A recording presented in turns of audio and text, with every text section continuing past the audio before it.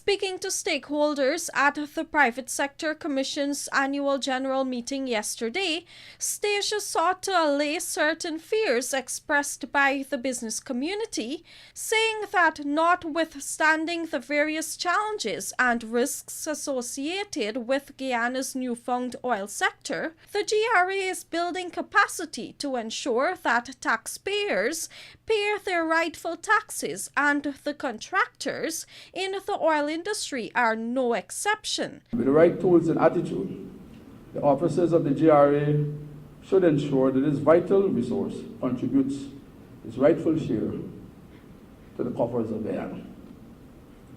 Despite the gloom and doom and pessimism expressed by numerous persons and many experts in the field, the GRA, which is the premier tax collection agency, has embarked on a program to ensure that Guyana benefits from every single activity associated with foresight, be it at the upstream, the midstream, or the downstream. The GRA boss went on to point out that government, in determining fiscal policies in the oil and gas sector, must respond to the needs of companies if the state wants to attract and sustain foreign direct investments. The uniqueness of petroleum taxation, when compared to the taxation of other goods and services, lie in the industry's special characteristics.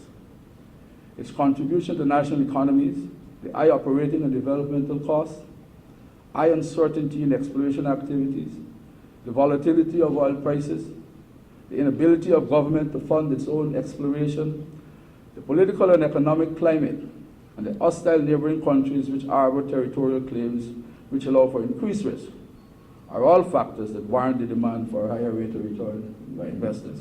Given the impending development and expansion Guyana is about to experience, Stasia posited that neither the private and public sectors nor the government can ignore each other's role in using the newfound resource for national development. Instead of battles being fought in the press, it must be realized that the private and public sectors are in a marriage, which if divorced or separated will have dire consequences for themselves and the nation. While the private sector can be the engine of growth, innovation and job creation, government's efforts to establish stable and supportive environments are also critical. The bottom line is clear. An array of actors is lining up to realize Guyana's forced oil era, and everyone has a role to play. Such collective action and interconnected dimensions are destined to achieve broad national development, with the key beneficiaries being the citizens of our blessed. Reporting for the Evening News, Vanu Manikchand.